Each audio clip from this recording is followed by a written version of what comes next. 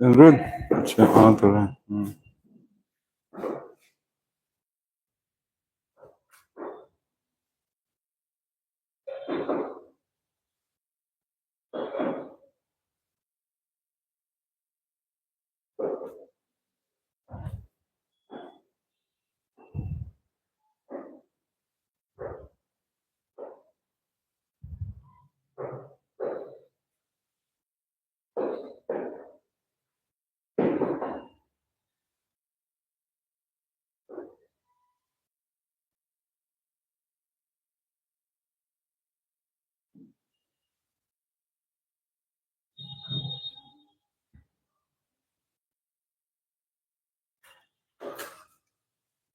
चलो good morning बच्चों, आ गए आप लोग। चलो हम लोग क्या देख रहे थे कल? हम लोग केमिकल रिएक्शंस चैप्टर पढ़ रहे थे, केमिकल रिएक्शंस एंड इक्वेशन, ठीक। जिसमें से हम लोग पढ़े थे कि बैलेंस्ड केमिकल इक्वेशन टॉपिक तक हम लोग पढ़े थे, ठीक। आज उसके बाद आज हम लोग पढ़ेंगे कि केमिकल रिएक्शन कितने तरह का होता है क्या नहीं, ये सब चीजों को पढ़ेंगे हम लोग, ठीक है। तो स्टार्ट किया जाए। चलो स्टार्ट करते हैं आज। तो सबसे पहले देखेंगे कि types of chemical reaction. Types of chemical reaction में सबसे पहला टाइप है कॉम्बिनेशन रिएक्शन। अब कॉम्बिनेशन रिएक्शन क्या होता है ये बताओ। कॉम्बिनेशन रिएक्शन का मतलब ये होता है when two or more substances or chemicals या chemical compounds combines together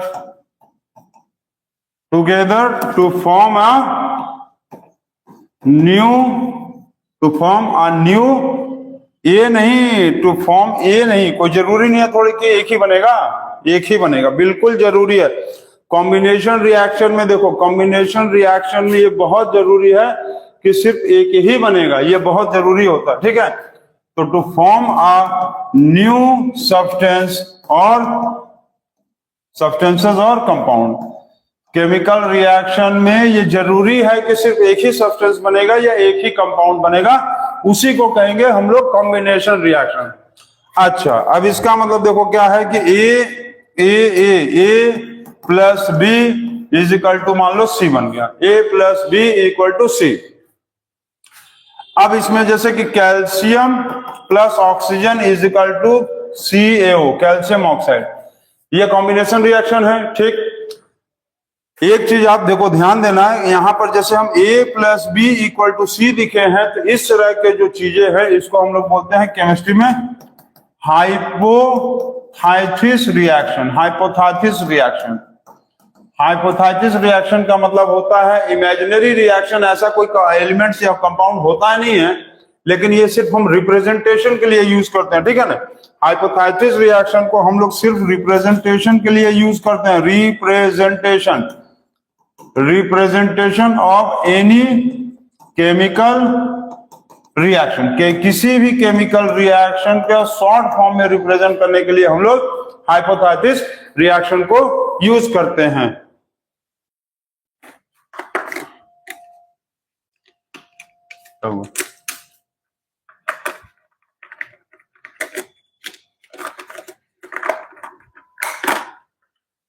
समझ गया है? तो अब इसमें एक चीज ये देखो, जैसे कि a plus B is equal to C हुआ, तो a और b कुछ है नहीं, सिर्फ अब मान लो हम लोग इसको रिप्रेजेंट करने के लिए लिख देते हैं, ठीक।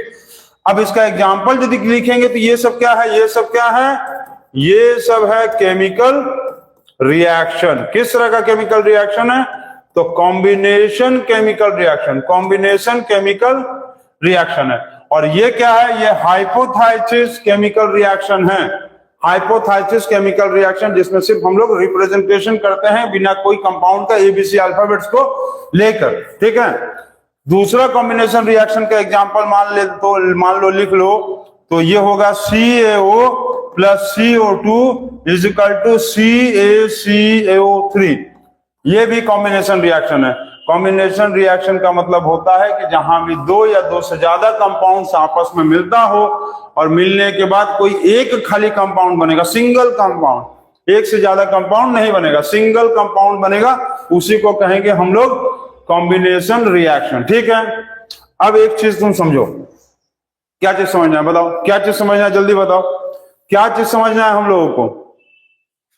तो समझना यह है कि मान लो तुमसे natural chemical reaction, natural chemical reaction पूछ लिया, नेचुरल केमिकल रिएक्शन मतलब कॉम्बिनेशन रिएक्शन का एग्जांपल पूछ लिया, तुमसे पूछ लिया कि कोई ऐसा एग्जांपल बताओ जो नेचुरल कॉम्बिनेशन रिएक्शन है, नेचुरल केमिकल कॉम्बिनेशन रिएक्शन है, तो कौन सा लिखोगे बताओ, कौन सा लिखोगे, यही वाला लिख देना, CaO प्लस CO2। ये क्या है, चुनना, क्विक लाइम, इसको क्या कहते हैं, क्विक लाइम। ये जब कार्बन डाइऑक्साइड से मिलता है तो क्या बना लेता है, CaCO3, जिसको हम लोग कहते हैं, क्या कहते हैं, CaCO3 को क्या कहते हैं हम लोग, मार्बल। CaCO3 को क्या कहेंगे, CaCO3 को हम लोग कहते हैं मार्बल या कैल्शियम कार्बोनेट, ठीक है। तो इस तरह से ढेर सारा केमिकल कॉम्बिनेशन, मतलब ढेर सारा कॉम्बिनेशन रिएक्शन लिखा जा सकता था। H2 plus S is equal to H2S, hydrogen disulphide, इसको हाइड्रोजन डाइसल्फाइड, ठीक है, hydrogen disulphide. C plus O2 CO2 छोटू, और Mg plus O2 is equal to MgO। और लिखना है तो ये लिख सकते हैं, क्या लिख सकते हैं, और में मान लो लिखना है sodium plus oxygen is equal to sodium oxide, या Na plus Cl2 is equal to NaCl। ये सारा रिएक्शंस क्या है, कॉम्बिनेशन रिएक्शन है, जिसमें दो या दो से ज्यादा सब्सटेंसेस मिलकर कोई एक नया सब्सटेंस बनता है। अब जैसे कल हम बताए थे कि अमोनिया का प्रिपरेशन, तो अमोनिया का प्रिपरेशन भी क्या है, N2 plus H2 is equal to NH3। ये भी कॉम्बिनेशन रिएक्शन है। O2 plus O2 is equal to O3, ozone का फॉर्मेशन, ये सब क्या है, कॉम्बिनेशन रिएक्शन है। ये एग्जाम में एक बार का पूछा हुआ क्वेश्चन है इंपॉर्टेंट, कि ओजोन लेयर का जो फॉर्मेशन होता है, ओजोन जो बनता है, वो किस टाइप का रिएक्शन था। तो ओजोन जो है वो कॉम्बिनेशन रिएक्शन से बनता है, जिसमें ऑक्सीजन और ऑक्सीजन रिएक्ट करता है in the presence of sunlight to form ozone O3, ठीक है। सनलाइट के प्रेजेंस में ये रिएक्ट करके बनता है, और क्या बनाता है, ओजोन बनाता है, ठीक है, ठीक है ना। तो कॉम्बिनेशन रिएक्शन बहुत इजी था, जिसमें दो या दो से ज्यादा सब्सटेंसेस मिलाकर एक नया सब्सटेंसेस बनता था, ठीक। चलिए, फर्स्ट रिएक्शन था कॉम्बिनेशन रिएक्शन। और नेचुरल कॉम्बिनेशन रिएक्शन पूछेगा तो इसको लिख लेंगे, सबसे इजी, ठीक है, हो गया। अब इसके बाद इसको नोट कर लिया आप लोग, नोट कर लिए, बहुत अच्छा। चलो नेक्स्ट, इसके बाद देखो सेकंड जो टाइप्स ऑफ रिएक्शन होता है, सेकंड टाइप ऑफ रिएक्शन है decomposition reaction, decomposition reaction, decomposition reaction. अब डीकॉम्पोजिशन रिएक्शन क्या है, ये जस्ट कॉम्बिनेशन रिएक्शन का उल्टा है, का उल्टा मतलब the reaction in which the reaction in which the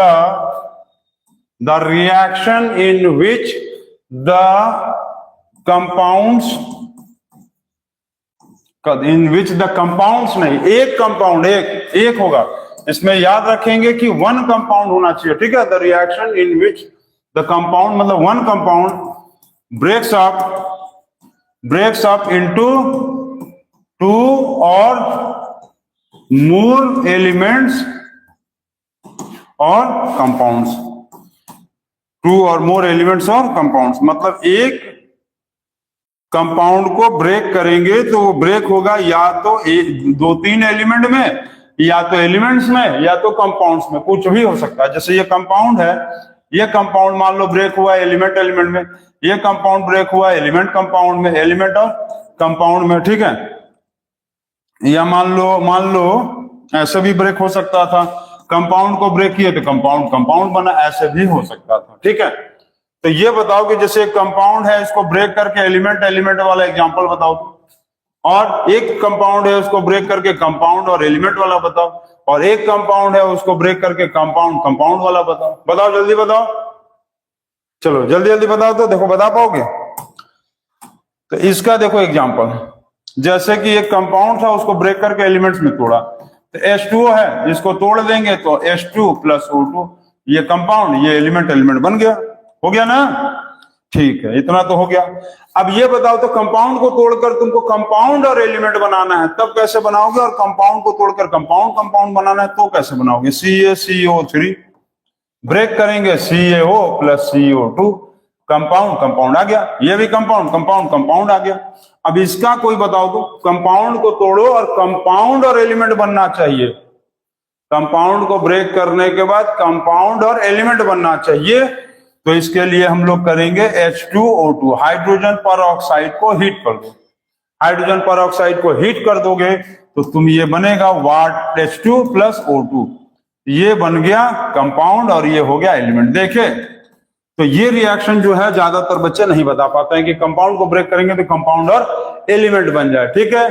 तो इसको आप नोट कर लेना, और किसी भी तरह का डिकम्पोजिशन रिएक्शन हो सकता है, कंपाउंड को ब्रेक करने पे दो एलिमेंट बन जाए, कंपाउंड को ब्रेक करने पे दो कंपाउंड बन जाए, कंपाउंड को ब्रेक करने पे कंपाउंड एलिमेंट बन जाए, या कंपाउंड को ब्रेक करने पे दो तीन चार एलिमेंट कंपाउंड भी बन सकता था। तो इसको नोट करेंगे आप। अब इसके बाद देखेंगे कि कॉम्बिनेशन रिएक्शन जो है वो कितने तरह का है। तो कॉम्बिनेशन डीकॉम्पोजिशन पढ़ रहे हैं ना हम लोग, तो डीकॉम्पोजिशन रिएक्शन जो है वो कितने तरह का होता है, तो उसको पढ़ा जाए। चलो इसी को देखते हैं। तो क्या लिखेंगे heading, types of decomposition reaction, types of decomposition reaction. तो टाइप्स ऑफ डीकॉम्पोजिशन रिएक्शन में फर्स्ट क्या है, फर्स्ट होता है thermal decomposition reaction. Thermal decomposition reaction का मतलब होता है जहां पर हीट को यूज करेंगे, हीट एनर्जी, हीट मतलब हीट एनर्जी को यूज करेंगे और किसी कंपाउंड को ब्रेक करेंगे, ठीक। जैसे CaCO3, इसमें तुम इसको गर्म कर दिए, हीट कर दिए, तो ये बन गया CaO प्लस CO2, ये हो गया, ठीक है। H2O हो गया, इसको तुम हीट कर दिए तो हाइड्रोजन अलग ऑक्सीजन अलग हो गया, चलिए ये भी ठीक है, ये भी ठीक है। और कोई कंपाउंड बताओ तो जो हीट से टूटता हो, जल्दी बताओ। Fe2O3 है, इसको भी तुम हीट कर दिए तो Fe प्लस O2 हो गया, चलो मान लो ये भी हो गया, ठीक।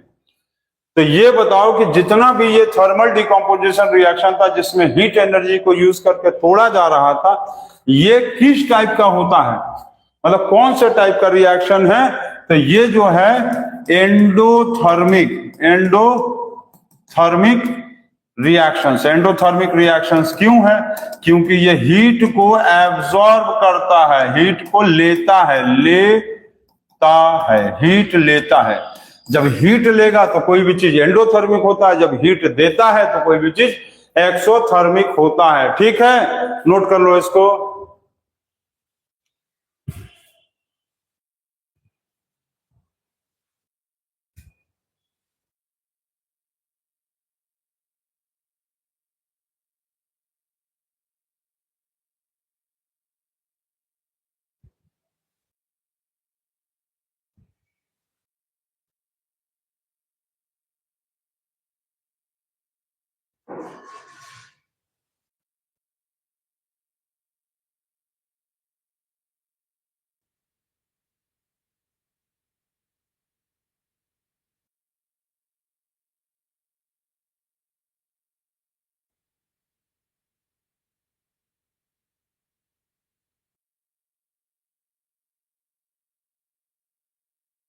नोट कर लिए? Very good. चलो इसके बाद अब हम लोग देखते हैं, ये तो हो गया एंडोथर्मिक रिएक्शन। अब थर्मल डिकम्पोजिशन रिएक्शन का मतलब जिसमें वो हीट को क्या करेगा, थर्मल डिकम्पोजिशन हीट एनर्जी को यूज करके वो ब्रेक करेगा, क्योंकि हीट एनर्जी ले रहा है इसको कहेंगे इसलिए एंडोथर्मिक रिएक्शन। ठीक, हीट लेता है। चलो ठीक है। अब इसके बाद एक होता है थर्मल डिकम्पोजिशन का सेकंड टाइप होता है photolytic thermal decomposition. Photolytic thermal decomposition का मतलब क्या है, जिसमें किसी भी कंपाउंड को लाइट को यूज करके क्या करेगा, ब्रेक करेगा। किसको ब्रेक करेगा? ब्रेक करेगा कंपाउंड को, और कंपाउंड को ब्रेक करके वही एलिमेंट या कंपाउंड्स को बनाएगा। तो जैसे कि हम लोग इसमें इसका एग्जांपल क्या लिख सकते हैं, फोटोसिंथेसिस। ठीक है। तो एग्जाम में ये आया था एक बार क्वेश्चन कि why the photosynthesis is called as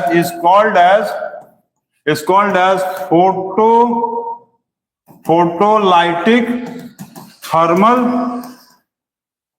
decomposition. ये कहा था कि फोटोसिंथेसिस जो है why is called as the photosynthesis called as the photolytic thermal decomposition. तो इसमें देखो एक चीज समझ लो कि फोटोसिंथेसिस क्या करता है, कि फोटोसिंथेसिस में जो कार्बन डाइऑक्साइड जो प्लांट यूज करता है, जो प्लांट कार्बन डाइऑक्साइड को यूज करता है वो रिडक्शन हो जाता है कार्बोनेट्स में। ऐसा बिल्कुल नहीं है, हाँ कार्बोनेट्स में नहीं होता, किसमें होता है, कार्बोहाइड्रेट्स में ब्रेक कर जाता है, जिससे बन जाता है 6,6,H12O6, जिसको हम लोग कहते हैं ग्लूकोज। ठीक है। तो ये कार्बन जो है वो क्या करता है, ब्रेक करता है। इसका मतलब लाइट एनर्जी को, कौन सा लाइट एनर्जी को, सनलाइट एनर्जी को यूज करके क्या करता है, कार्बन डाइऑक्साइड को रिडक्शन करता है, ब्रेक करता है, जिससे कि वो कार्बोहाइड्रेट्स में मतलब ग्लूकोज में बदल जाता है। इसलिए photosynthesis is also called as the photolytic thermal decomposition because the carbon dioxide used by the plants is reduced या reduction या breaks to form the carbohydrates in the form of the glucose। इसका answer ये होगा, ये board exam में आया हुआ question है। ठीक, इसको नोट कर लेंगे। अब फोटोलाइटिक थर्मल डिकम्पोजिशन का और भी हम एग्जांपल लिख सकते हैं। इसको इरेज कर दें, इसको इरेज करें। चलो बहुत अच्छा। अब इसमें देखो फोटोलाइटिक डिकम्पोजिशन रिएक्शन को हम लोग फोटोग्राफिक रिएक्शन भी कहते हैं। फोटोग्राफिक रिएक्शन क्यों इसको कहते हैं, तो फोटोग्राफिक रिएक्शन करने का इसको रीजन क्या है कहने का, जैसे कि सिल्वर ब्रोमाइड इसको ब्रेक किए, किसके प्रेजेंस में, सनलाइट के प्रेजेंस में ये आया, तो ये सिल्वर ब्रोमाइड बन जाता है सिल्वर प्लस ब्रोमीन। अब इसी तरह से सिल्वर क्लोराइड AgCl को हम लोग सनलाइट के प्रेजेंस में ले आएंगे, तो ये जो कंपाउंड बनेगा सिल्वर प्लस क्लोरीन। तो ये सारे रिएक्शंस को हम लोग फोटोग्राफिक रिएक्शन इसलिए कहते हैं कि जो फोटो होता है ना, फोटो फिल्म होता है, तो फोटो फिल्म का जो नेगेटिव होता है, जो कैमरे में से पहले निकलता था, या एक्सरे, सबसे बढ़िया तुम समझ लो एक्सरे। तो एक्सरे का जो नेगेटिव होता है ना, एक्सरे का नेगेटिव जो होता है जिसपे एक्सरे बनता है, उस पे जब लाइट पास करता है, तो लाइट पास करने पे क्या होता है कि यही सिल्वर ब्रोमाइड क्या होता है, अलग अलग हो जाता है। सिल्वर अलग हो जाता है, ब्रोमीन अलग हो जाता है, या तो सिल्वर क्लोराइड भी होता है, सिल्वर ब्रोमाइड भी होता है। तो सिल्वर जो है वो व्हाइट कलर का पड़ जाएगा, ठीक, और जो क्लोरीन या ब्रोमीन है वो डार्क जो है ब्राउन कलर का हो जाता है, डार्क ब्राउन या ब्लैकिश टाइप का हो जाता है, जिससे हम लोग एक्सरे में देखते हैं ना। तो जहां पर हड्डी रहता है वहां व्हाइट हो जाता है, जहां फ्लेश रहता है वहां ब्लैक हो जाता है। तो क्योंकि हम लोग को हड्डी टूटा हुआ देखना रहता है, तो वो कहां हम लोग देखते हैं, इस पे कि इस पे। तो ब्रोकन पार्ट्स कहां दिखता है, हड्डी का जो ब्रोकन पार्ट्स है, ब्रोकन पार्ट्स ऑफ बोन जो है वो हम लोगों को सिल्वर पे दिखता है, सिल्वर पे, ठीक है। इसीलिए इसको फोटोग्राफिक रिएक्शन भी कहते हैं, क्योंकि सनलाइट जब इस पे पड़ता है तो ये सिल्वर ब्रोमाइड या सिल्वर क्लोराइड ब्रेक करके सिल्वर अलग, ब्रोमीन अलग, इसमें सिल्वर और क्लोरीन अलग हो जाता है। ठीक है, तो उसको फोटोग्राफिक रिएक्शन भी कहते हैं हम लोग। इसको नोट कर लिया, नोट कर लिए? चलो नेक्स्ट क्वेश्चन, इसके मतलब नेक्स्ट क्या उसके बाद वाला। उसके बाद जो थर्ड टाइप का जो थर्मल डिकम्पोजिशन होता है, थर्मल डिकम्पोजिशन, तो थर्ड टाइप का थर्मल डिकम्पोजिशन जो रिएक्शन था उसमें होता था इलेक्ट्रोलाइटिक, इलेक्ट्रोलाइटिक थर्मल डिकम्पोजिशन जिसको कहते हैं, इलेक्ट्रोलाइटिक थर्मल डिकम्पोजिशन। ठीक है, इलेक्ट्रोलाइटिक थर्मल डिकम्पोजिशन, इसमें क्या होता है कि किसी भी कंपाउंड में हम लोग इलेक्ट्रिक करंट पास करेंगे और इलेक्ट्रिक करंट पास करके किसी कंपाउंड को ब्रेक करेंगे उसके कंस्टिट्यूएंट कंपाउंड या एलिमेंट में। ठीक है, एक कंपाउंड में इलेक्ट्रिसिटी पास करेंगे, इलेक्ट्रिक करंट, तो यहां पर क्या होगा, ये अलग से कंपाउंड्स और एलिमेंट्स जो बन के आता है। जैसे इसका एग्जांपल है H2O। H2O में क्या करेंगे हम लोग, इलेक्ट्रिक करंट पास करेंगे, तो इलेक्ट्रिक करंट पास करने पे H2 प्लस O2 होता है। ये हो गया इलेक्ट्रिक करंट इसमें पास हुआ। ठीक, इलेक्ट्रिक करंट हुआ, इलेक्ट्रिक करंट पास हुआ तो हाइड्रोजन गैस और ऑक्सीजन गैस अलग हो गया। ठीक है, हाइड्रोजन गैस अलग और ऑक्सीजन गैस अलग हो गया। तो इस तरह के रिएक्शंस को कहेंगे इलेक्ट्रोलाइटिक थर्मल डिकम्पोजिशन, ये जो आप लोगों के बुक में भी दिया है। ठीक, इतना तो सबको आता है, इतना आता है। अब इसमें एक चीज ये बताओ कि डिसाइड कैसे करेंगे कि थर्मल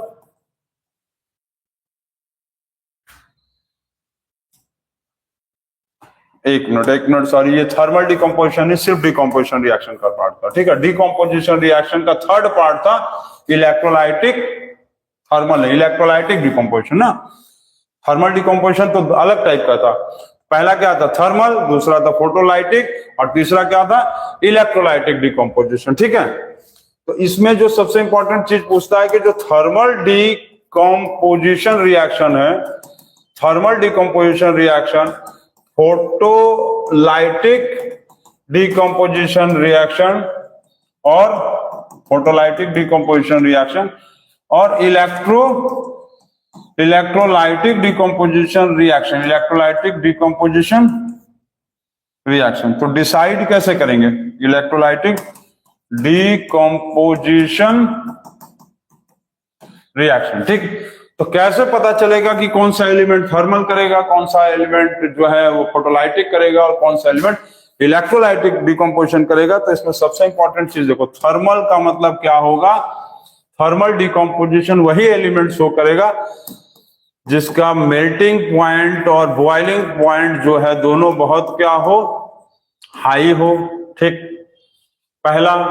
इलेक्ट्रोलाइटिक डिकम्पोजिशन वही एलिमेंट शो करेगा जिसका डेंसिटी बहुत ज्यादा हाई हो, डेंसिटी क्या हो, हाई हो, डेंसिटी हाई, डेंसिटी हाई हो। एलिमेंट्स में बात कर रहे हैं हम, एलिमेंट मतलब कि जैसे कि एल्युमिनियम है, एल्युमिनियम ऑक्साइड है, एल्युमिनियम ऑक्साइड का यदि होगा तो क्या होगा, इलेक्ट्रोलाइटिक डिकम्पोजिशन शो करेगा, इलेक्ट्रोलाइटिक डिकम्पोजिशन। वाटर है तो वाटर भी इलेक्ट्रोलाइटिक डिकम्पोजिशन होता है, तो अब बोलेगा कि सर वाटर का तो डेंसिटी बहुत कम होता है, तब ये क्यों ऐसा शो करता है, तो बताते हैं उसको। अब फोटोलाइटिक डिकम्पोजिशन, फोटोलाइटिक डिकम्पोजिशन जो है ये ऐसा एलिमेंट शो करेगा जो लाइट के प्रेजेंस में अपना बिहेवियर चेंज कर देता हो, जैसे कि सिल्वर ब्रोमाइड। सिल्वर के जो है ना, देखो लाइट जब सिल्वर पे पड़ता है तो वो जो है शाइनिंग अपीयरेंस शो करने लगता है, बहुत ज्यादा शाइनिंग अपीयरेंस। तो लाइट के प्रेजेंस में अपना बिहेवियर चेंज कर देगा, इसका मतलब क्या होगा, या तो शाइनी हो जाएगा या तो डल अपीयरेंस शो करेगा, या तो क्या करेगा वो थोड़ा बहुत हल्का ब्रिटल नेचर शो करेगा, ब्रिटल नेचर शो करेगा। ब्रिटल का मतलब होता है अपने आप को धीरे धीरे क्या करेगा, हल्का हल्का गलाना शुरू कर देगा। उस तरह का यदि नेचर शो कर रहा है तो फोटोलाइटिक डिकम्पोजिशन होगा। थर्मल डिकम्पोजिशन में melting point, boiling point high होना चाहिए। ठीक है, अब करने के लिए तो तुम यदि चाहोगे तो वाटर का तुम थर्मल डिकम्पोजिशन भी कर सकते हो। यहाँ पर हीट दे दिए, ये H2 + O2 हो गया, यहाँ भी हो सकता है। यहाँ पर तुम इलेक्ट्रिक करंट दे दो तब भी हो जाएगा H2 + O2। लेकिन क्या है कि परफेक्ट तरीका यही है कि थर्मल डिकम्पोजिशन उसी का करेंगे जिसका melting point, boiling point high हो। फोटोलाइटिक डिकम्पोजिशन उसका करेंगे जो लाइट के कंडीशंस में लाइट पे जो अपना बिहेवियर चेंज कर सकता हो, मतलब शाइनिंग हो जाए या डल हो जाए या ब्रिटल नेचर का प्रॉपर्टी शो करे। और जो इलेक्ट्रोलाइटिक डिकम्पोजिशन शो करेगा जिसका डेंसिटी हाई होता है। अब यहाँ पर बात हो गया कि वाटर जो है, वाटर का तो डेंसिटी हाई नहीं है, तब भी ये क्यों इलेक्ट्रोलाइटिक डिकम्पोजिशन शो करता है? तो डेंसिटी हाई हो और इलेक्ट्रिक करंट को कंडक्ट करता हो। कंडक्ट मतलब इसके अंदर से बिजली पास करती हो। क्या करती हो? बिजली पास करती हो। ठीक है। अब जिसमें से बिजली पास ही नहीं करेगा तो उसमें हम लोग इलेक्ट्रोलाइटिक डिकम्पोजिशन नहीं करेंगे। ठीक है। जैसे कि कैल्शियम ऑक्साइड CaCO3। अब CaCO3 में तुम यदि इलेक्ट्रिक करंट पास करोगे ना तो कुछ नहीं होगा, ये खाली करके छोड़ देगा। क्योंकि कैल्शियम इलेक्ट्रिसिटी जो है वो मेटल भले ही है लेकिन इलेक्ट्रिसिटी एकदम ना के बराबर काम करता है। जैसे चूना है, चूना में तुम इलेक्ट्रिसिटी पास करो कोई असर ही नहीं आएगा। लेकिन इसी CaCO3 को तुम जब हीट कर दोगे, हीट करोगे तो देखोगे ये CaO और +CO2 में टूट गया। इसका मतलब कि कैल्शियम कार्बोनेट को हम लोग थर्मल डिकम्पोजिशन से ब्रेकअप करेंगे, सिल्वर ब्रोमाइड को फोटोलाइटिक डिकम्पोजिशन से ब्रेक करेंगे और वाटर को इलेक्ट्रोलाइटिक डिकम्पोजिशन से ब्रेक करेंगे। तो ये थर्मल डिकम्पोजिशन, फोटोलाइटिक डिकम्पोजिशन और इलेक्ट्रोलाइटिक डिकम्पोजिशन का प्रॉपर्टीज जरूर समझ लेना कि कौन से आधार पे किसको हम लोग ब्रेकअप करते हैं। ठीक है, इसको नोट कर लीजिए, आप जल्दी नोट करिए।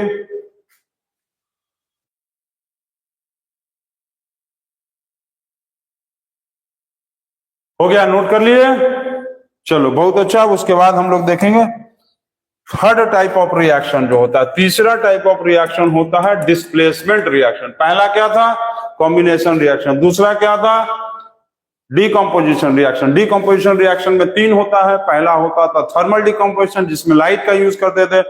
दूसरा होता था फोटोलाइटिक डिकम्पोजिशन जिसमें हम लोग किसको यूज करते थे? थर्मल डिकम्पोजिशन में हीट को यूज करते थे। थर्मल का मतलब हीट, थर्मल डिकम्पोजिशन में हीट यूज करते थे।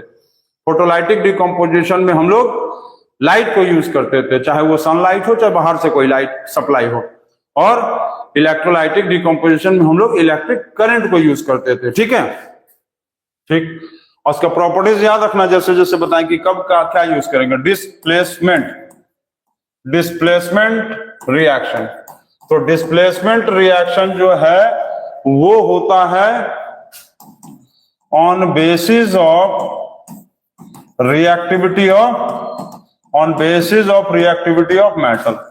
तो रिएक्टिविटी ऑफ मेटल आप लोग पढ़े होंगे, नहीं पढ़े होंगे तो हम बता दे रहे हैं, अभी आप लिख लीजिए। On basis of reactivity of metals मतलब कि जो हाई रिएक्टिव एलिमेंट है वो तो डिस्प्लेस करा देगा लो को, लेकिन जो लो रिएक्टिव एलिमेंट है वो हाई को नहीं डिस्प्लेस करा पाता है।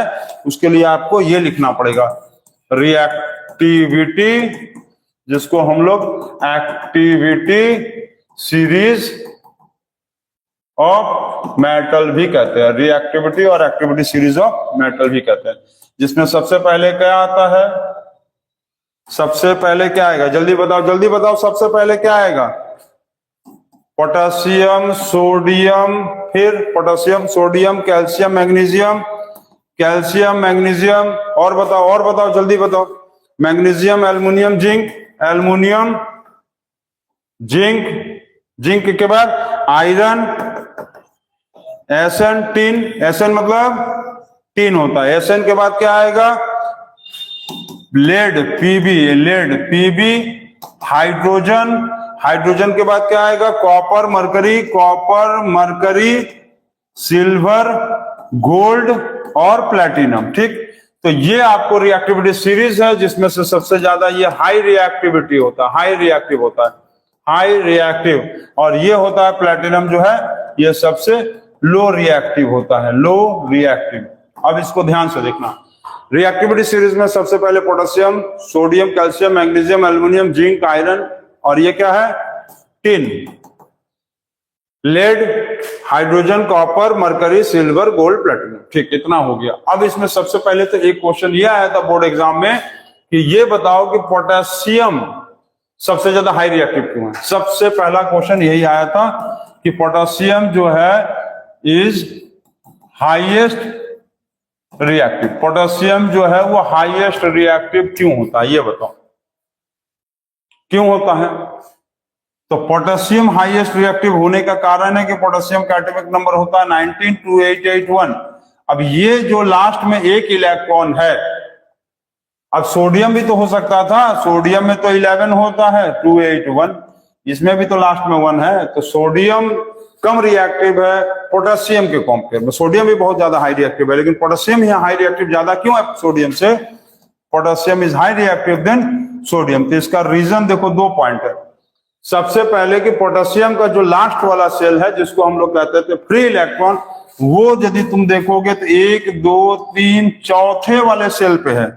कहाँ है वो, चौथे सेल पे, यहां पर एक इलेक्ट्रॉन है। और सोडियम में यदि तुम देखोगे तो क्या है, 1 2 3, और ये कहां पर है, यहां पर। तो इसका मतलब है कि न्यूक्लियस से दूरी सबसे ज्यादा किसका है, न्यूक्लियस से दूरी।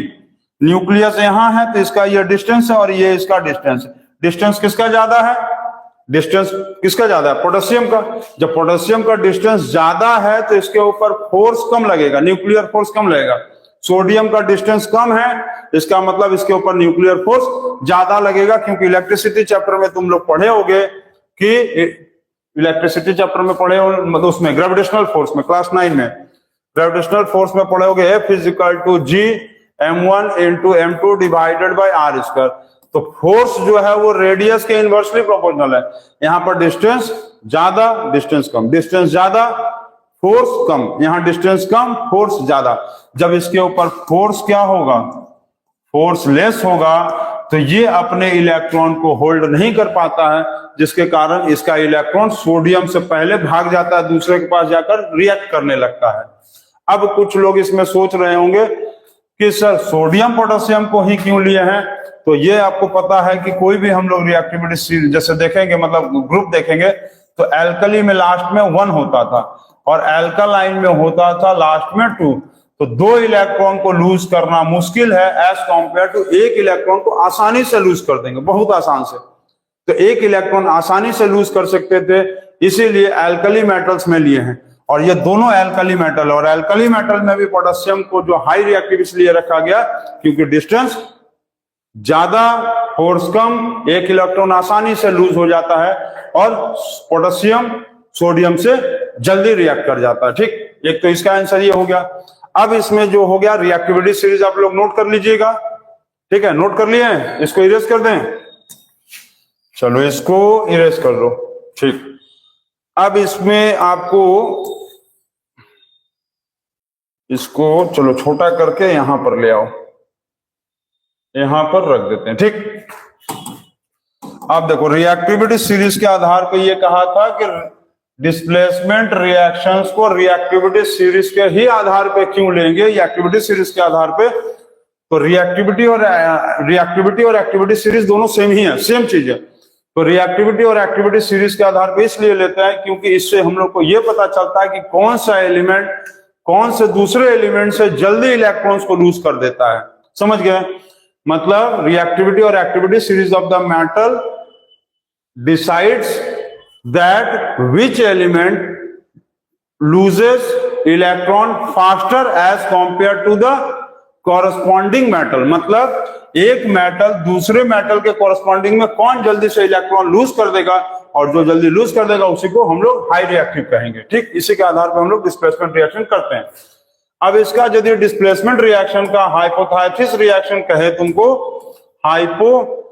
THESES हाइपोथेसिस रिएक्शन कहेगा, तो कैसे लिखोगे, इसको हम लोग लिखेंगे AC + B = A + BC। यह डिस्प्लेसमेंट रिएक्शन है। डिस्प्लेसमेंट मतलब B क्या किया, C को डिस्प्लेस करा के अपने साथ ले आया और A को अकेले छोड़ दिया, A पर अकेला और A को अकेले छोड़ दिया, और ये बना लिया BC।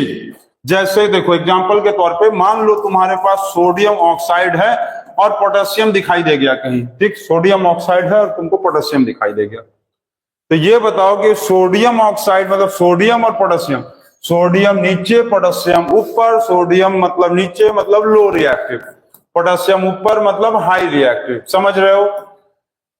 रिएक्टिविटी सीरीज देखो, पोटेशियम ऊपर है सोडियम नीचे है, तो सोडियम नीचे मतलब लो और पोटेशियम ऊपर मतलब हाई, जितना ऊपर उतना हाई, जितना नीचे उतना लो। लो मतलब क्या? लो मतलब सॉल्व करो, तो जब हाई वाला एलिमेंट अकेला होगा ना तो रिएक्शन कर देगा, रिएक्शन कर लेगा, ये पोटेशियम क्या करेगा, धीरे से जाकर ऑक्सीजन को खींच के ले आएगा अपने पास और कंपाउंड बना लेगा पोटेशियम ऑक्साइड, और सोडियम को अकेले जो है यहां पर टहलने के लिए छोड़ देगा, अकेले भगा देगा इसको। इसका मतलब कि क्यों ऐसा हुआ कि potassium is high reactive than sodium, so it displaces the oxygen from sodium oxide and forms potassium oxide and displaces sodium alone। समझ गए? मतलब as potassium is high reactive than sodium, so it displaces the oxygen from sodium to form potassium oxide and displaces the sodium alone। ठीक, इसका ये explanation. मान लो यदि तुमसे यही, अब जैसे ये K2O क्यों आया, देखो हम इसीलिए बोले थे कि एटम एंड मॉलिक्यूल्स को आप लोग अच्छे से पढ़ लेना क्लास 9 का। पोटेशियम का एटॉमिक नंबर 192881, ऑक्सीजन का एटॉमिक नंबर 826, तो पोटेशियम का 1 है मतलब मेटल, तो वैलेंसी इसका होगा 1, ऑक्सीजन 6 है नॉन मेटल, वैलेंसी इसका होगा 8 - 6 मतलब 2, ये 2 और ये 1, K2O पोटेशियम ऑक्साइड बन गया। देखे, इसीलिए कहा गया था कि एटम एंड मॉलिक्यूल्स चैप्टर को आप लोग क्लास 9 वाले वीडियोस में से निकाल के अच्छे से पढ़ो, ताकि आपको चीजें जो है समझ में आ जाए। अच्छा ये बताओ इसमें कि यदि मान लो तुमको ऐसे दे दिया जाए मैग्नीशियम कार्बोनेट MgCO3 प्लस तुमको एल्युमिनियम दे दिया गया और यहां पर दिया गया है Al2CO3, समझ रहे हो ना? कब 3 लटकेगा कब 2 लटकेगा, ये सब थोड़ा अपना आप लोग क्लास 9 में जाओ और समझो। क्लास 9 में जाने का मतलब क्लास 9 के क्लास में मत जाओ, क्लास 9 वाला चैनल में से वो प्लेलिस्ट निकालो, एटम एंड मॉलिक्यूल्स का सर करके ढेर सारा वीडियो दिया है, वो सारे वीडियो को ज्यादा नहीं 7-8 घंटे पढ़ो, अच्छे से सारे टॉपिक को पढ़ लो, ये सारी चीजें तुमको समझ में आ जाएगा। अब क्यों ऐसा हुआ देखो, यहां पर यदि मान लो तुम देखोगे एल्युमिनियम का एटॉमिक नंबर होता है 13 तो 283 और CO3 का वैलेंसी होता है 2, तो एल्युमिनियम का 3 और CO3 का होता है 2, क्रॉस इनटू करेंगे तो क्या आएगा Al2CO3 का होल थ्राइस, Al2CO3 का होल थ्राइस, तो आया ना Al2CO3 का होल थ्राइस। इसके साथ तुमको मैग्नीशियम रिएक्ट करवा दे तो क्या होगा बताओ, चलो जल्दी बताओ क्या होगा, जल्दी बताओ भाई जल्दी। अब यहां पर देखो एल्युमिनियम क्या है नीचे, मैग्नीशियम ऊपर, एल्युमिनियम ऊपर, मैग्नीशियम ऊपर एल्युमिनियम नीचे, तो मैग्नीशियम कहाँ है ऊपर है तो ये हाई है, एल्युमिनियम कहाँ है नीचे है मतलब लो है। अब एल्युमिनियम के अंदर ताकत हो गया कम, अरे लो का मतलब एल्युमिनियम के अंदर कम ताकत है खींचने का, इलेक्ट्रॉन खींचने का, तो ये CO3 को नहीं खींच पाएगा और यहां हो जाएगा नो रिएक्शन। अब लेकिन यहां यदि देखेंगे तो यहां पर क्या है, मैग्नीशियम के अंदर ज्यादा पावर है क्योंकि ये हाई है ना। मैग्नीशियम देखो कहां है, मैग्नीशियम है ऊपर, एल्युमिनियम है नीचे, मैग्नीशियम ऊपर है तो हाई और एल्युमिनियम है नीचे मतलब लो।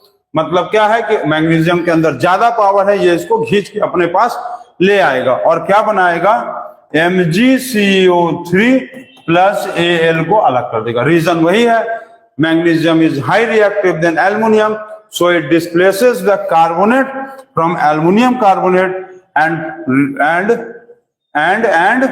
forms magnesium carbonate and displaces the aluminum alone। ठीक, magnesium is high reactive than aluminum, so it displaces the carbonate from aluminum carbonate to form magnesium carbonate and displaces the aluminum alone। इस तरह से reactions होगा। अब जैसे कि मान लो तुमको सिल्वर ऑक्साइड, मान लो सिल्वर ऑक्साइड का तुमको कॉपर के साथ कर दे, डिस्प्लेस करेगा, ये लो और ये हाई, तो इसका मतलब रिएक्शन होगा, यस होगा ना, होगा।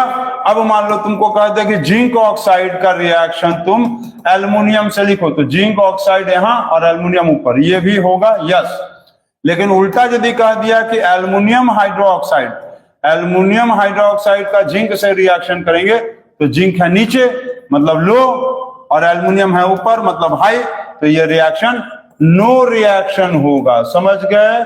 तो डिस्प्लेसमेंट रिएक्शन इसी को कहते हैं, डिस्प्लेसमेंट रिएक्शन। ठीक, इसको नोट कर लिए? चलो जल्दी नोट करो।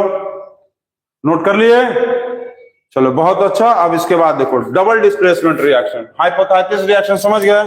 यहां पर क्या कर रहा था, बी था और एसी था। हाँ, इसमें देखो एक क्वेश्चन ये भी पूछा था, बी और plus A C equal to A plus B C. तो इसमें ये पूछा था कि बी जो है हाई लो क्या है, जल्दी बताओ कौन ज्यादा रिएक्टिव है। तो बी जो है वो डिस्प्लेस करा दे रहा है ना, तो बी जो है वो क्या होगा, हाई रिएक्टिव, और सी को अपने साथ मिला के ले आया तो ए अलग हो गया, ए जो अलग हो गया वो क्या था, लो रिएक्टिव। ए लो रिएक्टिव है और बी जो है हाई रिएक्टिव है। ठीक, नोट कर लिए? चलो नोट हो गया। अब इसके बाद देखो,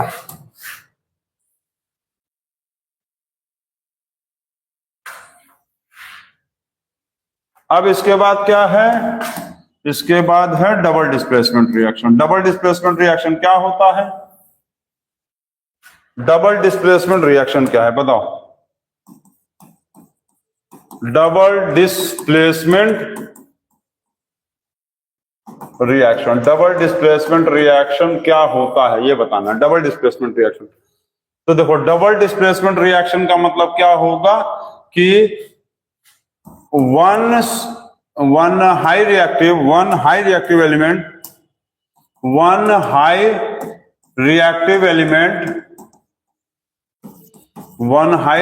element displaces the low reactive element। ठीक है, one high reactive element displaces the low reactive element to form high reactive compound. इसका मतलब देखो, हम समझो हम क्या बता रहे हैं। जैसे कि तुमको मान लो दिया, अच्छा इसका सबसे बेस्ट एग्जांपल इसका होता है न्यूट्रलाइजेशन रिएक्शन।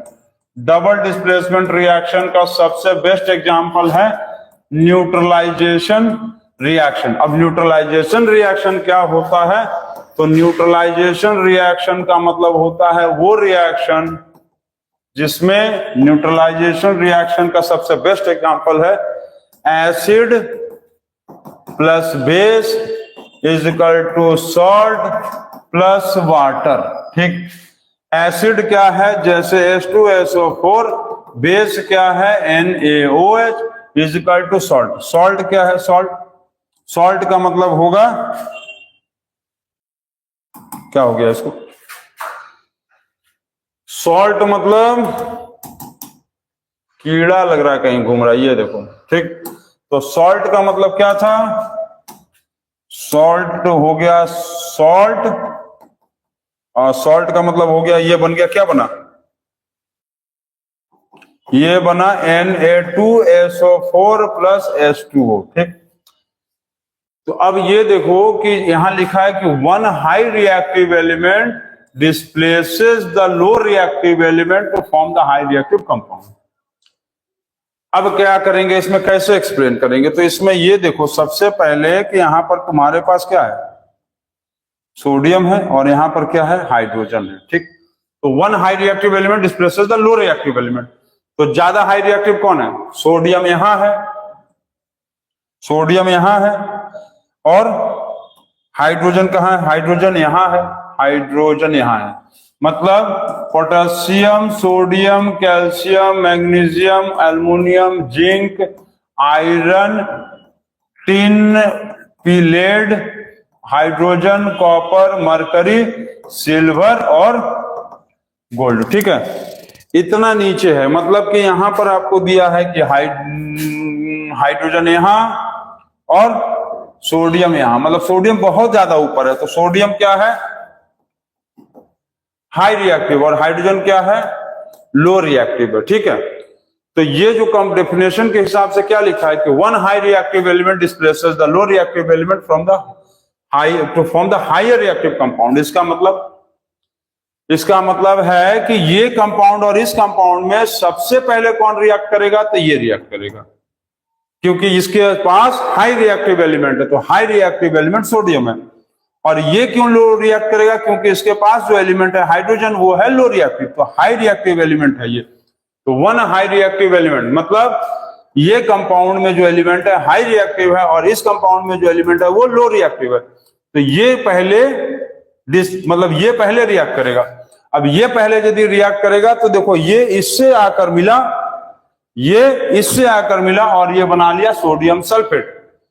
इसीलिए हम लोग सोडियम सल्फेट पहले लिखते हैं और वाटर को बाद में लिखते हैं। और बाकी जब बच गया, जब ये इसको इसमें से लेके भाग गया ऐसे, देखो हम बार बार बोल रहे हैं एटम एंड मॉलिक्यूल्स, आप लोग पढ़ के आओ, सब कुछ समझ में आएगा ये सब कैसे लिखते हैं। Na का वैलेंसी होता है 1, सल्फेट का वैलेंसी होता है 2, क्रॉस इनटू करेंगे Na2SO4। ठीक है, ये बना लिया। अब ये जो है हाई रिएक्टिव होने के कारण इसको जाया गया, खींच के लेके आ गया और इसके साथ ब्याह शादी कर लिया है Na2SO4। अब क्या हुआ कि इसमें से ये निकल गया तो बच गया H2, खाली अकेला पड़ गया ये इसका भाग कटे हो गया, भाग कटे, ये भाग गया। अब H2 जब अकेले बच गया तो ये क्या करता है कि जाके इसको पीटने की कोशिश करता है, तो देखता है कि सोडियम तो पहले ही भाग गया, सोडियम पहले भाग चुका है, तो मजबूरी में इसके साथ जाकर ये मिल जाता है और फिर बना लेता है H2O बना लेता है। कुछ लोग सोचेंगे कि सर यहाँ H2 है, यहाँ OH है, तो यहाँ पर सर H3O क्यों नहीं बन गया? बैलेंस करने के लिए नहीं बनता, H3O बन सकता था, इसको हाइड्रोनियम बोलते हैं, लेकिन यहाँ H2O लिखना है। ठीक है, H2O बनना है। तो उसका भी कारण होता है। उसका कारण ये होता है कि जब ये पहले गया, इसको भाग के ले आया, तो कहीं ना कहीं ये कमजोर पड़ गया था, और कमजोर पड़ने के कारण जो है इसमें ये इलेक्ट्रॉन लूज कर देता है। तो ये बहुत डिटेल्ड में है, अभी ये मत समझो। अभी तुम ये समझ लो कि डबल डिस्प्लेसमेंट रिएक्शन में कौन सा कंपाउंड पहले रिएक्ट करेगा, तो वो डिपेंड करता है कि दोनों का हम लोग देखेंगे रिएक्टिविटी सीरीज। इसमें मेटल हाई है तो ये इसमें पहले रिएक्ट करेगा, और फिर जब ये अकेला बच जाएगा तो ये जाकर यहाँ पर जो बचा हुआ उसको जाकर बचे खुचे को अपने साथ मिलाकर H2O बनाएगा। ठीक, तो यहाँ पर क्वेश्चन ये होता है कि डबल डिस्प्लेसमेंट रिएक्शन में ये पूछता है कि कॉन्सेंट्रेशन कौन से कंपाउंड का ज्यादा था। तो कॉन्सेंट्रेशन इसका ज्यादा होगा, जो हाई रिएक्टिव एलिमेंट होगा उसी का कॉन्सेंट्रेशन ज्यादा होगा। इसका मतलब एसिड और बेस को यदि तुम कभी भी मिलाकर रखोगे तो सबसे पहले बेस रिएक्ट करता है, एसिड नहीं। समझ गया, यही क्वेश्चन था कि हु रिएक्ट्स फर्स्ट, एसिड और बेस। तो एसिड और बेस को यदि तुम आपस में मिलाकर रख दोगे ना, तो सबसे पहले बेस रिएक्ट करता है, फिर जाकर एसिड रिएक्ट करता है।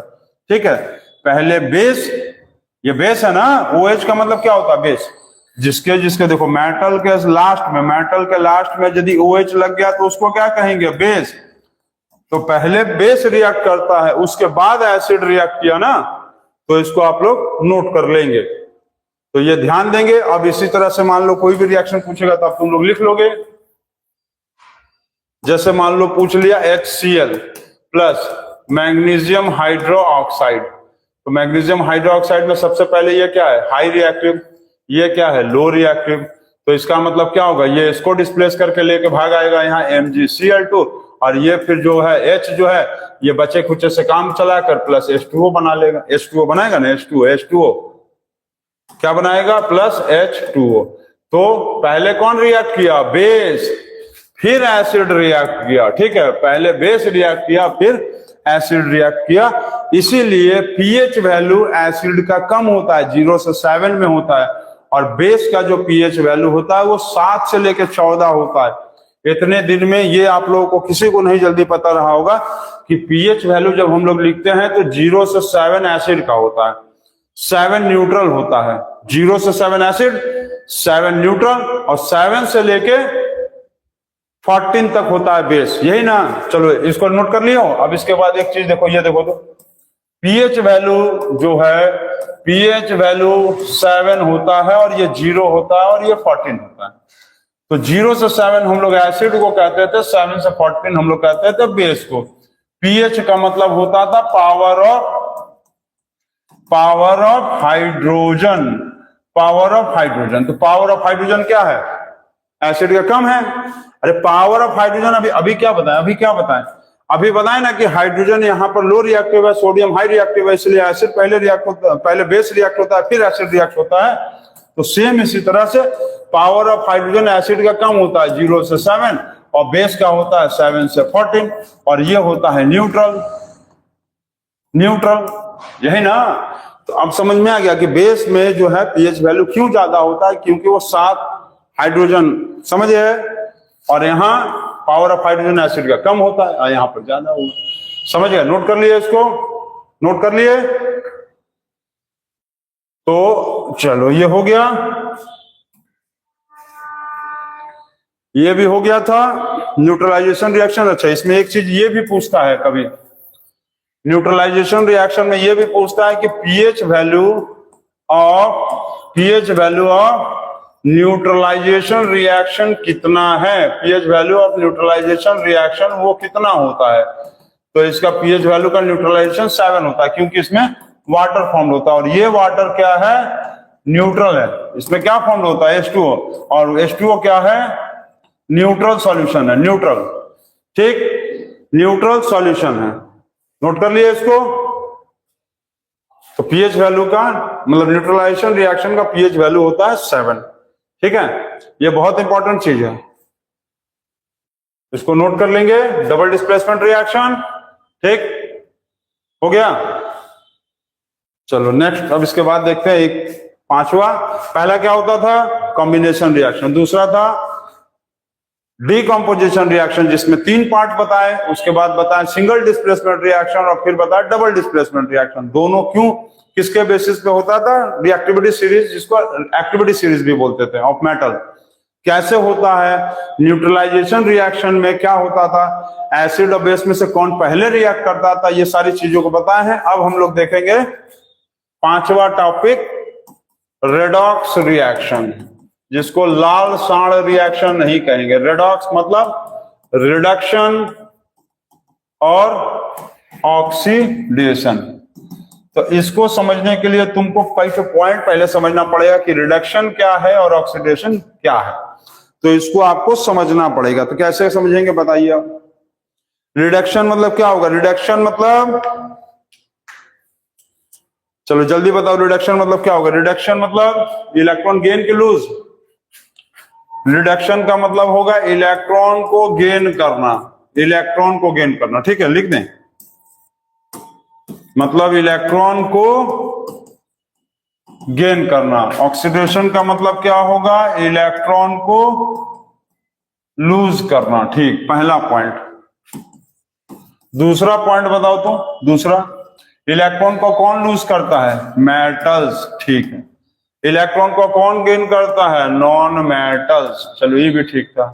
तीसरा बताओ, इसमें क्या होता है, ऑक्सीडेशन में ऑक्सीजन प्लस होगा। ऑक्सीजन क्या होगा, ऑक्सीडेशन में जो होता है ऑक्सीजन प्लस होता है, मतलब ऑक्सीजन ऐड होगा, ऑक्सीजन ऐड होगा, ठीक है, ऑक्सीजन ऐड होता है, ठीक। इसमें जो होता है ऑक्सीजन क्या होता है, लूज होता है, LOOS, लूज। चौथा पॉइंट यदि देखेंगे तो इसमें हाइड्रोजन प्लस होगा, हाइड्रोजन क्या होगा, प्लस होगा। इसमें क्या होता है, हाइड्रोजन लूज करता है, ठीक है।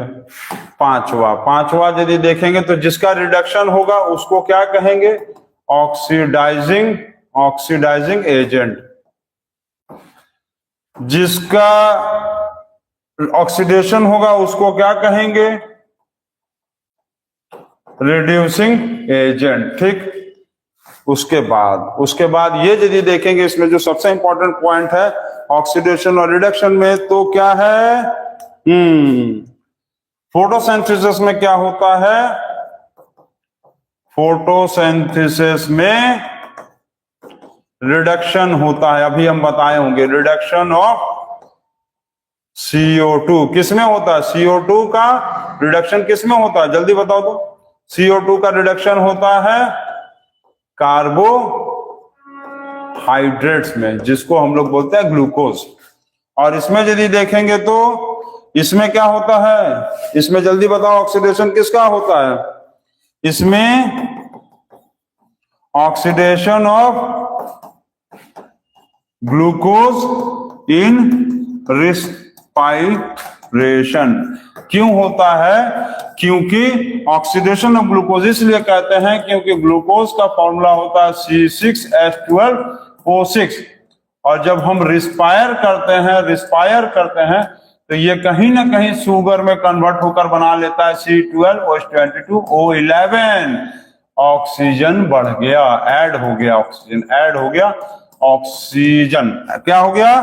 ऐड हो गया, ऑक्सीजन ऐड हो गया, इसमें ऑक्सीजन, इसलिए ऐसा हुआ। ठीक है, तो ये पॉइंट अब बहुत इंपॉर्टेंट है, 6 वाला एकदम याद रखेंगे। Photosynthesis reduction of CO2 into carbohydrates and oxidation में ग्लूकोज इन रिस्पिरेशन, मतलब ग्लूकोज कन्वर्ट हो जाता है शुगर में। ठीक है, इसको बहुत इंपॉर्टेंट पॉइंट है, आप नोट कर लीजिए। अब उसके बाद देखिए,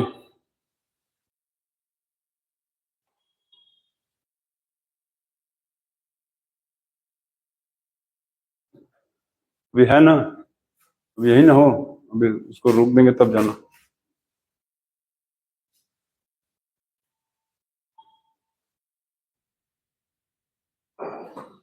नोट कर लिए हैं?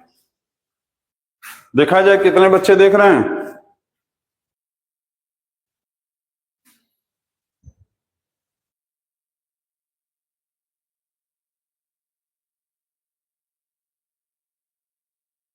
बहुत सारे बच्चे जुड़े हुए ना। चलो, नैतिक भी देख रहा है, नैतिक जायसवाल, वेरी गुड। चलो, नैतिक जायसवाल कम्स फ्रॉम ऑस्ट्रेलिया ना, देख रहे हो? चलो, देखते रहो देखते रहो। ये हो गया। अब इसके बाद हम लोग देखेंगे रिडक्शन, और ये रेडॉक्स रिडक्शन समझ गया? रेड मतलब रिडक्शन, ऑक्स मतलब ऑक्सीडेशन। रिडक्शन और ऑक्सीडेशन हम लोग अब थोड़ा एग्जांपल देखते हैं। जैसे कि तुमको मान लो कह दिया कि Fe2O3 plus Al is equal to Al2O3 plus Fe कहा। इसमें कहा है कि name the oxidation oxidised substance और reduced REDUCED reduced substance, oxidising agent और रिड्यूसिंग एजेंट कौन कौन सा है बताइए। तो ऑक्सीडाइज्ड सब्सटेंस का मतलब क्या होता है? ऑक्सीडेशन। और रिड्यूस्ड सब्सटेंस का मतलब क्या होगा? रिडक्शन। और अभी हम बताए हैं कि जिसका ऑक्सीडेशन होगा वो होगा रिड्यूसिंग एजेंट, और जो रिडक्शन होगा वो होगा ऑक्सीडाइजिंग एजेंट। ठीक है, तो बहुत आसान, इसको देखो ऐसे समझो। अभी हम क्या बोले कि ये वाला जो पॉइंट एकदम दिमाग में बैठा लो तुम। रिडक्शन मतलब क्या होगा? इलेक्ट्रॉन का गेन करना, और ऑक्सीडेशन मतलब इलेक्ट्रॉन का लूज करना। तो तुमको इसमें 3 पॉइंट लर्न करना है। सबसे इंपॉर्टेंट पॉइंट 1, 2 और ये 3, ये 3 पॉइंट याद कर लेना, हो जाएगा मिशन सक्सेसफुल, तुरंत हो जाएगा। तो उसमें सबसे पहले क्या किया? ये अपना ऑक्सीजन इधर आकर क्या किया? लूज किया कि गेन किया? तुमको देखना कहाँ है? रिएक्टेंट साइड में। कहाँ देखना है? रिएक्टेंट साइड में देखना है, रिएक्टेंट साइड में देखना है। देख रहे हो कुशल? देखो जल्दी देखो, कुशल देख रहा है, कुशल देख रहा है, शो कर रहा है यहां। चलो ठीक है, देखते रहो। ये क्या कर रहा है? ये अपना ऑक्सीजन यहां पर क्या किया? लूज कर दिया। ऑक्सीजन यदि यहां पर लूज कर दिया तो क्या हुआ?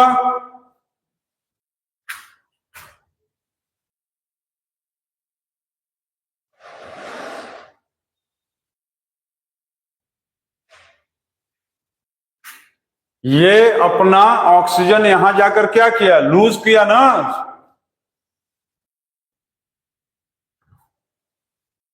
रुक गया है वीडियो, रुक गया है कि चल रहा है? बताओ सब लोग, रुक गया है?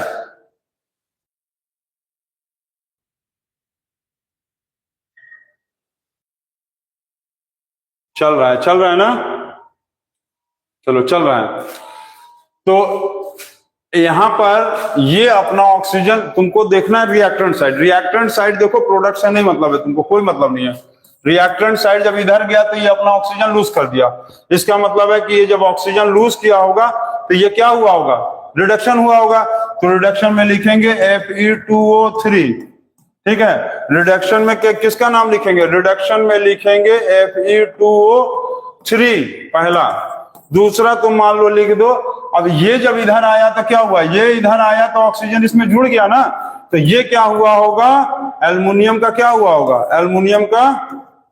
एल्युमिनियम का ऑक्सीडेशन हुआ होगा, एल्युमिनियम का, ठीक है। ये इधर जाने पे क्या किया? ऑक्सीजन लूज कर दिया, रिडक्शन। ये इधर आने पे क्या किया? ऑक्सीजन गेन कर लिया, मतलब ऑक्सीडेशन। ठीक, चलो इतना हो गया। अब यदि इसका ऑक्सीडेशन हुआ है तो हम लोग इसको क्या लिख सकते हैं? अरे एल्युमिनियम का यदि ऑक्सीडेशन हुआ है तो क्या लिखेंगे? रिड्यूसिंग एजेंट एल्युमिनियम होगा, ठीक है। और ये यदि रिडक्शन हुआ होगा तो इसका मतलब कि ये क्या है? ये क्या है? जल्दी बताओ, जल्दी। ये यदि रिडक्शन हुआ है तो इसका मतलब ये क्या शो करेगा? ऑक्सीडाइजिंग एजेंट शो करेगा, Fe2O3, ठीक है। इतना नोट कर लिए? इतना नोट किया कि नहीं? बहुत अच्छा। अच्छा, अब एक चीज बताओ कि इस रिएक्शन को कहते क्या है? इस रिएक्शन को कहते हैं, इस पूरे रिएक्शन को हम लोग कहते हैं Fe2O3 plus Al is equal to Al2O3 plus Fe। इस पूरे रिएक्शन को कहते हैं हम लोग थर्माइट वेल्डिंग, थर्माइट वेल्डिंग या एल्यूमिनोथर्मी, एल्यूमिनोथर्मी। ये रिएक्शन यूज किया जाता है ब्रोकन पार्ट ऑफ द लोहास, broken part of iron, broken parts of iron, लोहे के टुकड़े को जोड़ने में। जैसे कभी कभी रेलवे ट्रैक का जो लोहा हुआ होता है, रेलवे लाइन थोड़ा बहुत क्रैक कर जाता है तो क्या करते हैं? वहां पर ले जाते हैं एल्युमिनियम रॉड ले जाते हैं, और जहां टुकड़ा लगा रहता है वहां पर इलेक्ट्रिसिटी पास करके क्या करते हैं? लोहे को एल्युमिनियम रॉड से वेल्डिंग कर देते हैं। इस रिएक्शन को कहते हैं एल्यूमिनोथर्मी या थर्माइट वेल्डिंग। इसको हम लोग मेटल नॉन मेटल में पढ़ेंगे। अच्छा, इसमें कभी कभी क्या होता है कि एल्युमिनियम रॉड जो है वो बहुत हार्ड होता है, जल्दी रिएक्ट नहीं करता है, तो हम लोग क्या करते हैं? इस एल्युमिनियम को उसको सॉफ्ट करने के लिए MnO2 का यूज करते हैं, जो कि कैटलिस्ट का काम करता है। और यही हम कल कैटलिस्ट बताए थे कि कैटलिस्ट जो है वो किसी भी केमिकल रिएक्शन के स्पीड रिएक्शन को रेट को फास्ट कर देता है।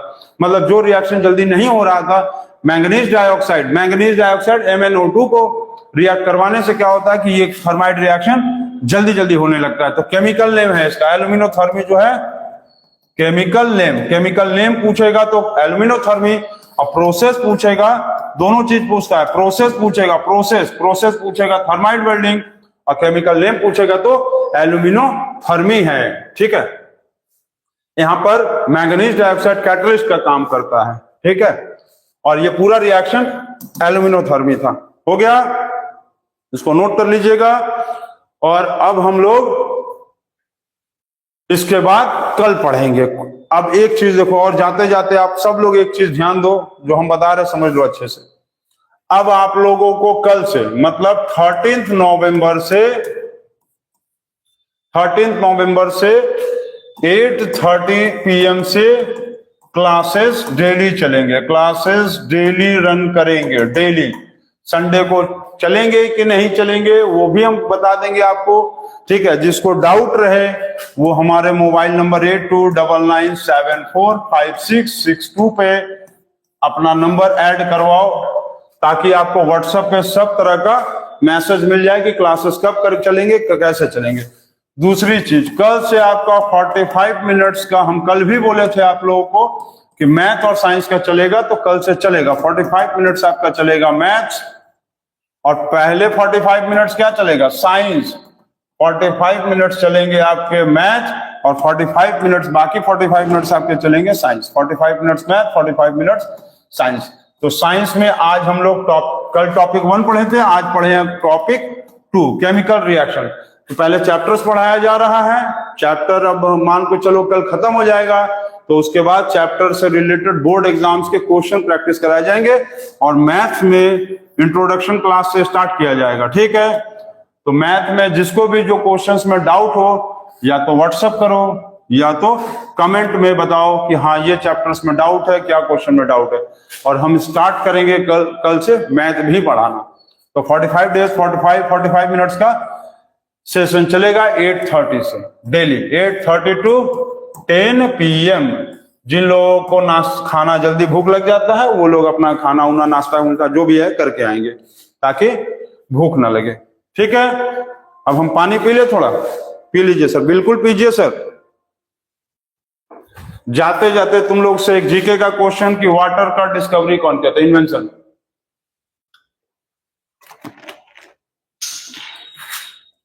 वाटर का इन्वेंशन कौन किया था या वाटर का डिस्कवरी कौन किया था। ठीक, इसमें और एक जीके का क्वेश्चन, ये जीके का डिस्प्लेसमेंट रिएक्शन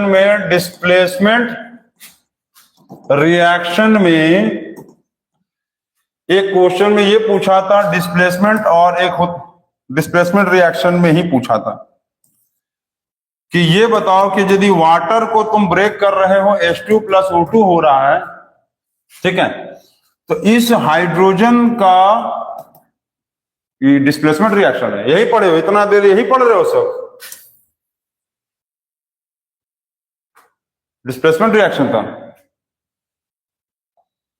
देखो क्या बोले, डिस्प्लेसमेंट रिएक्शन में एसिड को तुम मेटल से रिएक्ट करोगे तो क्या बनेगा, एसिड को मेटल से रिएक्ट करोगे तो क्या बनेगा, अरे एसिड को मेटल से रिएक्ट करेंगे तो क्या बनता है, सॉल्ट प्लस H2। तो एसिड मतलब मान लो H2SO4 और मेटल का मतलब सोडियम मान लो, ये इससे रिएक्ट किया Na2SO4 प्लस H2। तो ये हाइड्रोजन का, ये बताओ टेस्ट क्या होता है, टेस्ट हाइड्रोजन का टेस्ट कैसे पता करेंगे। टेस्ट मतलब स्वाद नहीं, हाइड्रोजन का टेस्ट मतलब तुमको ये बताना है कि हाइड्रोजन का पता कैसे करेगा कि हाइड्रोजन ही निकला है। तो हाइड्रोजन जो है ना वो पॉप साउंड के साथ जलता है, पॉप साउंड। तो यहाँ पर यदि गैस निकला है, वहां पर माचिस ले जाएंगे, माचिस का तिल्ली ले जाएंगे, जलता हुआ भट से जल जाएगा एक साथ, जिससे यह पता चलता है कि वो हाइड्रोजन गैस है, क्योंकि हाइड्रोजन गैस जो है पॉप साउंड के साथ जलता है। पहला क्वेश्चन। दूसरा क्वेश्चन ये पूछता है कि किसी भी एसिड के साथ मेटल को रिएक्ट कराएंगे तो कौन सा गैस निकलेगा, तो गैस निकलेगा हाइड्रोजन गैस। चलिए हो गया, तो आज के लिए क्लास क्लोज और गुड नाइट और गुड मॉर्निंग बच्चों। चलो ठीक है।